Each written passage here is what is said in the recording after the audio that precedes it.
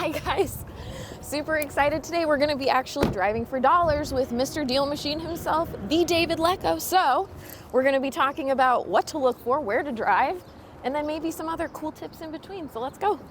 So I wanted people to see how it started. How we're going driving for dollars. Give the people some tips and tricks. Yeah, actually when it started, this house right here was one that I added. 4 years later, it's still here. It's boarded up. Did you ever get in contact with them? Oh yeah, he just like kind of shows up once every 2 months and then he adds like some paint. But he's just a very slow moving guy. And that's why my first tip is, although this was like a perfect house, right? I was just like, it's boarded up, it's in this neighborhood that looks amazing, would be like a slam dunk deal. Don't get hung up on just that one house, You gotta add a lot of numbers of houses, because this guy, for example, has not been ready to sell in 4 years, okay? So you don't wanna put all of your time and effort into one house just because it's like a perfect house. You wanna keep adding hundreds of properties. I think that it was frustrating because I was coming into it kind of feeling like this is my house, like I found this. But that's not the way you want to approach the conversation. Instead, you want to kind of come in with no expectations and just be curious about how long he's had the house, like what are his plans for it, see if you can uncover a need or build a relationship so that maybe one day when he does want to sell it, like he'll remember you and get in touch with you. It's honestly looking better right now than it did. Well, so where do people start driving for dollars? How would you choose where you're going? Yeah. I think whenever you're first starting out, why don't you just explore right wherever you live? Yep. And I think that's great. But if you're really asking, the best deals that I've done have been these homes that maybe they've been built 30, 40 years ago, and a lot of them have not been updated. They're like a 1,500 square foot ranch. I've had a lot of good luck with doing some of those types of deals. They're not so old that, the work required is like ridiculous. They don't have like crumbling brick foundations or a lot of like old house problems. So because I'm building a rental portfolio, I kind of like that, right? They're kind of like cookie cutter houses. So it's like you're not really surprised by stuff that needs to be repaired because they're all kind of the same.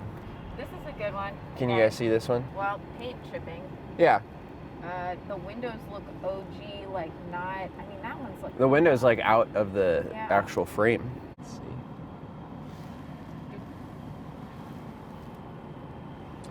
Yeah, I think that's a good sign. Not every house in the neighborhood is totally run down. There's nicer homes in the neighborhood, so it could be a good deal. There's room to make some profit if you fix it up.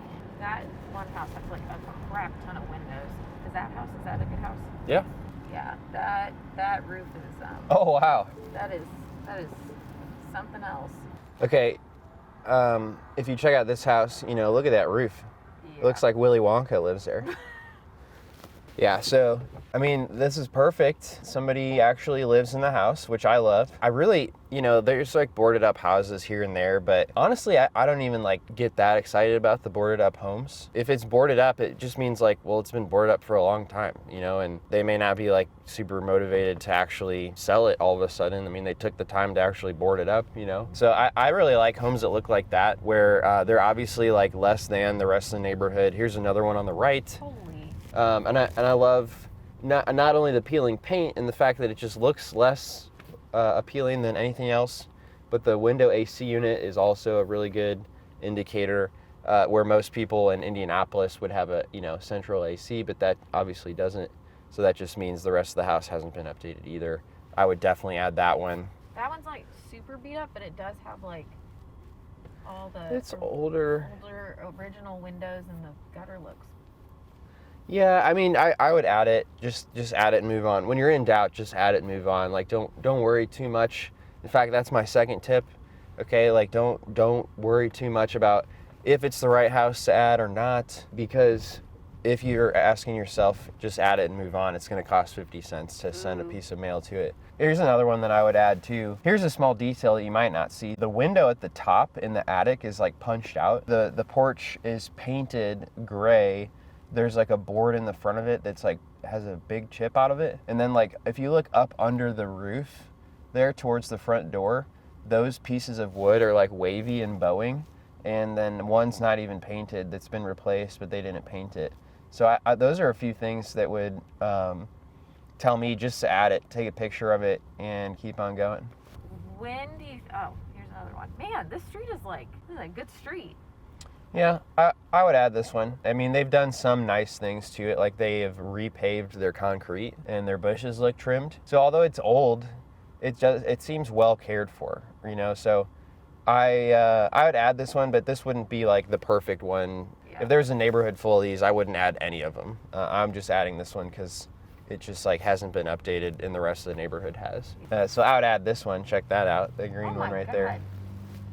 There's some landscaping that hasn't been attended to, so that's a good indicator right there, as well as it just not looking quite as good as the rest of the neighborhood. Because so many people ask about creative financing, could you go into like what kind of housing situation it would be, like a deal-wise? Well, creative financing strategy that you hear about is called subject to. And so what that means is like if you have a house where they really want to sell it, they need to sell it, they need to get out of their house, but let's say it's like worth $100,000 and they owe $100,000 on the, like that's what the mortgage is, So you can't do like a wholesale deal. You can't buy that because in order for them to get rid of the deal, you've got to pay $100,000. But if you pay $100,000, like that's what the house is worth. So you don't have any room to like do anything. You're not going to make a profit on that deal. So what you could do with that homeowner is you could say, hey, you've locked in your mortgage like when the rates were like better than they are right now, and there's not enough like equity in the house for me to actually give you an offer that you could walk away with anything. So here's what I'm going to do. I will take over the house. You will keep the loan in your name. I will take over payments for the loan for you, and then you rent it out. So let's say the payment on a $100,000 property is like with $300 a month or something, and then you could rent it out for $600 a month. So that guy gets to walk away from his property, and he doesn't actually have any other obligations. You take over his payments, the loan's still in his name, but the property's in your name, and then you rent it out and you make the difference between the rent and the loan payments. That's one scenario where creative finance would help out, is whenever wholesaling the deal or just buying it outright wouldn't make sense. Oh, okay, tip 3, okay, just so you know, if you see like a handicap ramp that looks kind of like grayed, aged, and older like that, that's a reason to add a property for me. Of course, it could be somebody with like a lifelong disability, but more often than not, it's somebody that's actually probably maybe going to need to move into like an assisted living place. And by the time that people make those decisions, it's oftentimes like the house has been not kept up for quite a while, and they need that cash to pay for the assisted living. So those are ones that I always add, not when it's a new handicap ramp, but when the ramp looks like fairly old. I had the awkward conversation. Somebody's like, well, what are you doing? And then you got to figure out what to say. And really the right thing to say is like, hey, I'm adding properties because I'm a real estate investor and I want to buy some of these properties. Yeah. Straight up. Here you go. Add that one. Don't go in the yard though. So there's a dog sign. Beware of dog. There you go. This house is good because there is like biological growth on the awnings. Do you see that? Yes, and also, I'm sorry, metal awnings for me are like a big sign if there's no other ones in the area. Well, yeah, it hasn't been updated, but even if it was like a vinyl, I don't know, village house, that was built 20 years ago, 30 years, not that old.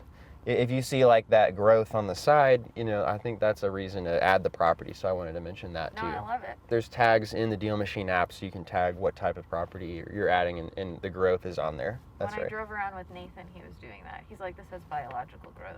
Yeah, you can't call it mold unless it's been officially tested. So biological growth is safe. Biological growth. Take note. So in January, I made a post in the DealMachine Facebook group, and I was like, I want to help 5 people get a deal, their first deal in January. Had like 78 comments, so like I was really excited. It was kind of difficult to pick who to actually select, but I did go through the comments and I kind of just picked like the first 5 that would answer a call from me. I looked up their phone number and called them. DealMachine skip tracing works pretty well. And we talked 4 times. It was like 30 minutes every week. The biggest takeaway for all of them that I felt was a big breakthrough was on the first call. Many of them had not realized that you need to add like 500 properties. And it varies slightly in your market, but I use that with all of them because I feel like you know, the biggest struggle is individuals will get hung up on like one particular property that they're like, oh, this is my deal. property, right? But no, you need to add a lot of properties. That is basically the only thing you need to do, right? You don't need to set up a CRM. You don't need to design a custom piece of mail. You just need to add properties. And then you need to reach out to them. So if you don't have enough time to cold call, you need to probably send direct mail. That way the people that call you are the ones who are kind of interested in responding and talking to you. Also, if you don't like rejection, you need to probably send direct mail or something else, because that way you're not dealing with, 100 rejections without any yeses. You only get potentially. a couple of the people that say, quit mailing me. Yeah, it just takes time, and a lot of people, they struggle with finding the time because they have families, they have W-2 jobs.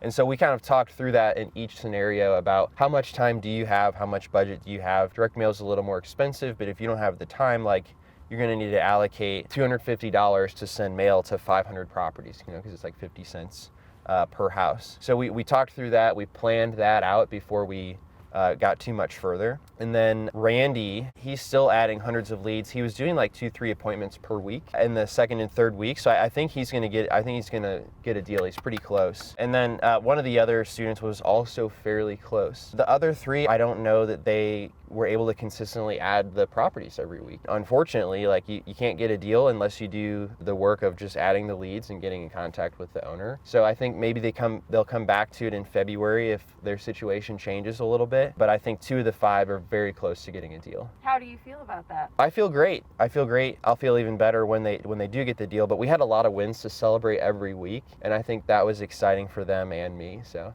just remembering to celebrate what you accomplish every week is what it's going to take to get to the finish line. A lot of people quit too soon. It's heartbreaking because they've actually put in the work. They've maybe spent some money, but if you quit too soon, all of it goes to waste. I think you've got to stick with it for at least 3 to 6 months and not get hung up on like, oh, well, I didn't get a deal. I think you've got to commit to like, I'm going to do this properly. I'm going to do it on my time. I'm going to commit to just doing this the way it's supposed to be done for enough time for a deal maybe to happen. How long did it take you to get your first deal? Well, I mean, I could have done it faster, but I think it was 6 months. The big problem that I had was I was adding leads and I was having so much fun adding leads, but I never sent mail. I was delaying sending the mail. There. Yeah, I would have gotten the deal a lot faster if I had just sent the mail every time I added a property. I don't know why I was waiting. I do know why I was waiting. It's because DealMachine didn't exist back then. There wasn't a way to send mail one-off at a time. And I felt like the big aha moment for me was